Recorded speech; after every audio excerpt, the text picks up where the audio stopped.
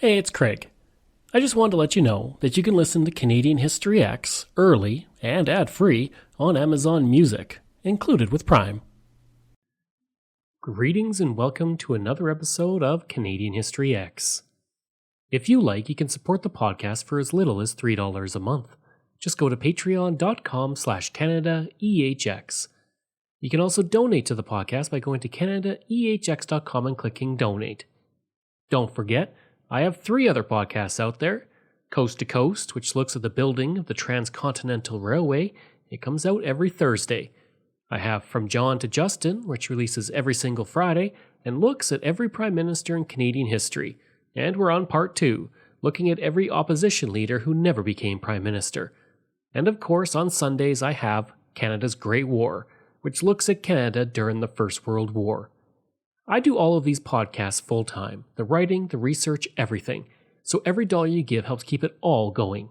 And if you donate or become a patron, you'll get a shout-out on the air, and you'll get a shout-out throughout my social media. If you like, you can email me at craig@canadaehx.com. You can find me on Twitter. My handle is Craig Baird, CraigBaird, and I'm on Instagram at Bairdo37. You can also give a 5-star review if you really enjoy the podcast, and I'll thank anyone who gives a 5-star review directly on social media and on the air. Canada has had several literary celebrities that have made a name for themselves internationally. There's been Robert Munsch, Farley Mowat, Margaret Atwood, and Alice Munro, who won the Nobel Prize for Literature in 2013. Arguably the first literary celebrity to achieve fame outside the country, though, was an Anishinaabe Methodist missionary, advocate, and lecturer named George Copway. Born Kah-Ge-Ga-Gah-Bowh, which means He Who Stands Forever, in 1818 in Trenton, Ontario, his father was John Copway, who was an Anishinaabe chief and medicine man. Copway would describe his father as an excellent hunter and a man who brought in more furs than anyone else. His mother was a member of the Eagle tribe whom he described as an active, sensible woman and a good hunter. He would write of his mother, quote, "She was as good a hunter as any of the Indians. She could shoot the deer and the ducks flying as well as they. Nature had done a great deal for her, for she was active." End quote. He'd also state that his great-grandfather was an important warrior who helped to defeat the Hurons at Rice Lake and establish the community that Copway would be born into. Speaking of his childhood, Copway would state, quote, "I loved the woods and the chase. I had the nature for it, and I gloried in nothing else." End quote. The family dealt with poverty and hardship during his youth, while trying to maintain a traditional lifestyle on land that was slowly being sold and cleared for the growing number of white settlers. According to Copway, as a young boy, he would be visited by the Great Spirit, who would say, quote, "You will travel much. The water and the winds will carry your canoe safely through the waves." End quote. His father's hunting ground was at the end of the Crow River, which was a branch of the River Trent in Canada West. And his parents would convert to Methodism in 1827 after missionaries visited the family. Copway would write, quote, "On the 3rd day many of our company were converted. Among this number was my dear father." End quote. As Copway reached his teens, he would attend the local mission school, and one of his first teachers was Reverend James Evans, a linguist who created the writing system for the Anishinaabe and the Cree, and was later used by the Inuit. Then, in 1830, his mother would pass away, and he would write, quote, "The spirit of my dear mother took its flight on the 27th day of February, 1830. Just before her death she prayed with her children and advised us to be good Christians, to love Jesus, and to meet her in heaven." End quote. After, she sang a hymn which Copway recorded in his biography, and he would write, quote, "The last words she feebly uttered were 'Jesus, Jesus.' Her spirit then fled, her lips were cold, and those warm hands that had so often and so faithfully administered comfort and relief were now stiff. I looked around the wigwam. My father, sister, and brother sat near me, wringing their hands. They were filled with bitter grief and appeared inconsolable. I then began to understand and appreciate fully her kindness and love." End quote. In the summer following his mother's death, Copway converted to Methodism as well, and he would write, quote, "I knew not how long I had lain after my fall, but when I recovered, my head was in a puddle of water in a small ditch. I arose, and oh, how happy I was! I felt light as a feather. I clapped my hands and exclaimed in English, 'Glory to Jesus!' I looked around for my father and saw him. I told him that I had found Jesus. He embraced me and kissed me. I threw myself into his arms." End quote. In July of 1834, Copway was invited to work with his uncle and cousin as a missionary to the Anishinaabe. During the next 2 years, he would help translate the Acts of the Apostles and the Gospel of St. Luke into his language. And through his work as a missionary, the Methodists would provide his education and eventually ordain him as a minister. In 1836, Copway would be traveling down the Mississippi through Sioux territory when he was taken prisoner with his party. As an Anishinaabe, he was an enemy of the Sioux, and he would be released after 3 days after he communicated that they were in fact Christian missionaries. In 1840, he would meet Elizabeth Howell, the daughter of farmers in the Toronto area, and they quickly fell in love and soon married. Following their marriage, they would move to Minnesota to work as missionaries, and together they would have a son and a daughter. Copway would write of his wife, quote, "My wife has been a help. She has shared my woes, my trials, my privatization, and faithfully labored to instruct and assist the poor Indians whenever an opportunity occurred. I often feel astonished when I reflect upon what she has endured, considering that she does not possess much physical strength." End quote.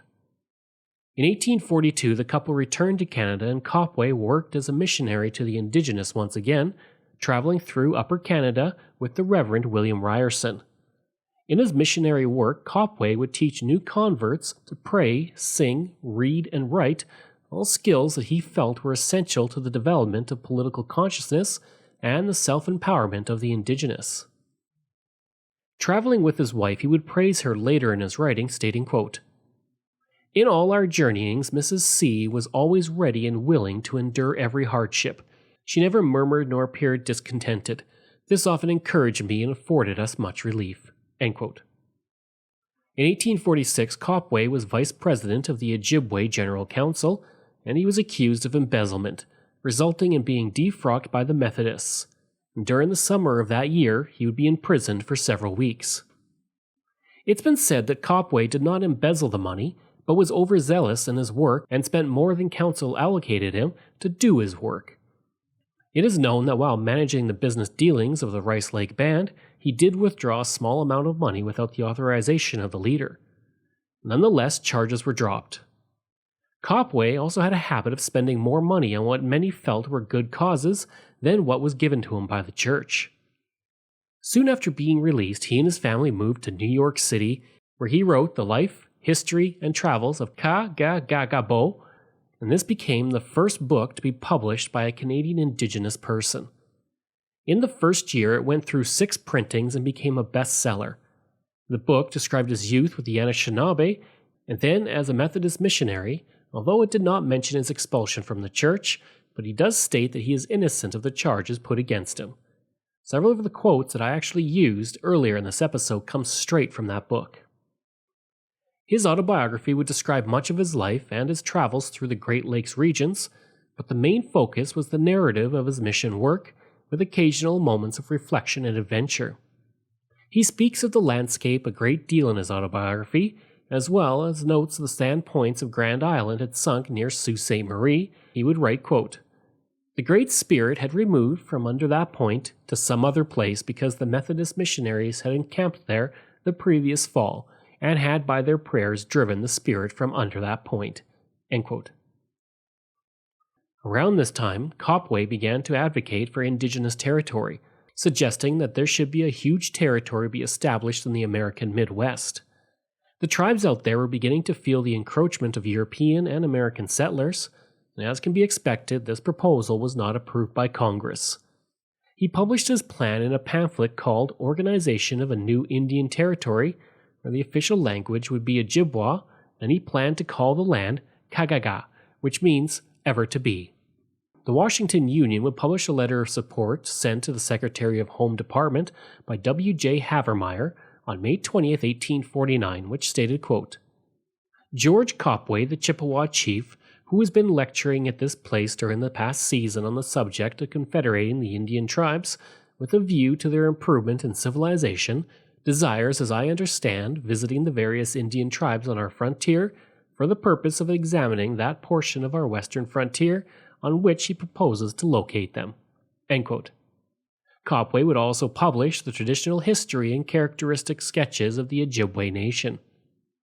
Copway was quickly finding his profile increasing, and a historian at the time, Francis Parkman, would write of him, quote, "I liked him much and wanted to see more of him."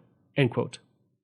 Henry Longfellow, the noted poet, would befriend Copway and would provide him with a letter of introduction to meet a celebrated German poet on his travels in Europe. Everywhere that Copway spoke, there would be a notice in the newspaper. One such notice appeared in the Boston Evening Transcript on July 8, 1950, stating, quote, "Burr's Mirror of the Lakes will be a place of attraction this evening.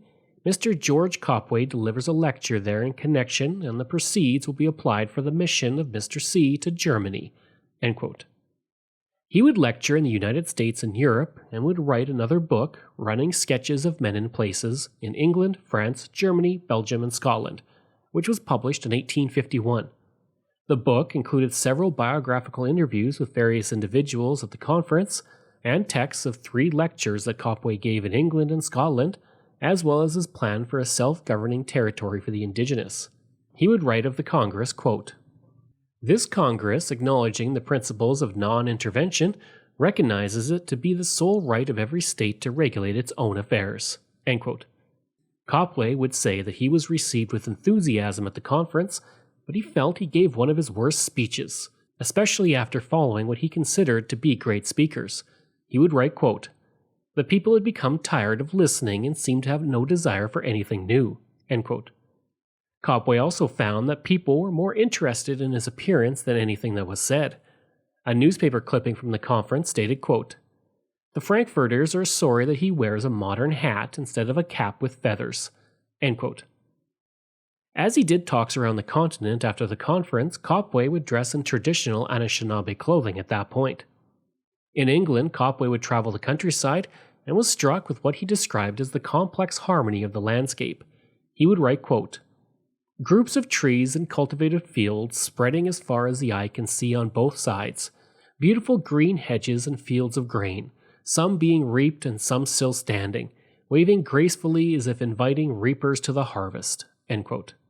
In Liverpool, he was struck by the immense docks that fueled the economy of the city, writing as such, quote, "They are a piece of master workmanship, a noble monument of untiring industry. The tide brings in 100 ships inside, and when it goes out, it takes as many more." End quote.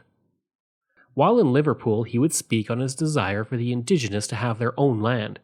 An advertisement for a talk at the Mechanics' Institute would state, quote, "Reverend George Copway, an Indian chief of the Ojibwe nation, will make an appeal to the inhabitants of Liverpool on behalf of his plan for concentrating, civilizing, and Christianizing the Indians of the Northwest upon territory to be set apart for their use in perpetuity by the government of the United States." End quote. Running Sketches would prove to be his last book, as sales were poor and it was never reprinted. That same year, The Ojibwe Conquest was released, an epic poem under Copway's name. Copway had not actually written it, but in 1898, the author, Julius Taylor Clark, claimed to have written it 50 years previous, and it allowed Copway to publish it under his own name to raise funds to help him in his work with the indigenous. On July 10, 1851, Copway released Copway's American Indian magazine, which only ran for 3 months, but it had letters of support from ethnologist Lewis Henry Morgan, Henry Rowe Schoolcraft, and novelists James Fenimore Cooper and Washington Irving. As the 1850s wore on and progressed into the 1860s, Copway began to see his literary career decline. There's little evidence of what he was up to from 1851 onwards, though, and his friend Longfellow would write, quote, "Kah-Ge-Ga-Gah-Bowh is still extant, but I fear he is developing the Pa-Pak-Kiwis element rather strongly." End quote. Pa-Pak-Kiwis was another name for Hiawatha, the mischief maker in Longfellow's epic poem, which showed the declining faith that he had in his old friend. Copway would still lecture, but the crowds began to dwindle. By 1858, he found himself in prison for debt in Boston. The decline of his career resulted in a deep depression, heavy drinking, and deep debt. Eventually, his wife took their daughter and left him. He would still make occasional speaking engagements. One such engagement was advertised in Honesdale, Pennsylvania, where Copway made a presentation on May 1, 1860, speaking of the traditions, poetry, and eloquence of the Anishinaabe. The notice would state, quote, "A voice deep and strong, or soft and thrilling at his pleasure, graceful and elegant. Had we time and space and could we do the speaker justice, we would give our readers a summary of his remarks. But we can only say if you ever have an opportunity, go and hear him." End quote. For the remainder of his life, Copway worked as a street healer and a recruiter for the Union Army, attempting to get the Indigenous in Canada to join the Civil War. On May 13, 1861, the National Republican out of Washington, D.C. reported, quote, "The Rochester Union says that Dr. George Copway is at the city on his way to enlist a company of picked men from the Indians of Michigan who are anxious to serve. They are not to be employed for using the tomahawk or scalping knife upon the people of the South, but as scouts and runners for the Army." End quote. A notice in the Leavenworth Times on May 30, 1861 would carry this piece about Copway, quote, "Mr. George Copway is in Washington and has tendered to the President a company of the Indians of Michigan. He has made a selection of 100 tall fleet Indians, whom he proposes to use as scouts and runners for the Army and to occupy the advanced posts from Cairo to eastern Virginia. They are not to be armed except as far as is necessary for self-defense, but from the fleetness and knowledge of forest life are to be employed as messengers and auxiliaries to the Army on the outposts." End quote. On July 16, 1861, it was reported that the government had declined the aid of the regiment of Indigenous that had been organized by Copway. In 1867, we know that he was working in Detroit with his brother. By 1868, he was living in Montreal with the Algonquin and remained there for half a year.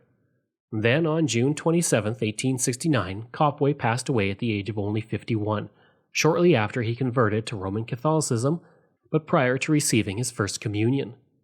With his conversion, he had his name changed to Joseph Antoine. Most of the notices of his death were nothing more than one quick line among other news from the nation. The Baltimore Sun wrote, quote, "George Copway, the Indian doctor and lecturer, died suddenly Monday last." End quote. The London Observer would go a step further, stating, quote, "An Ojibwe author is dead, one who called his brother Indians not a tribe but a nation.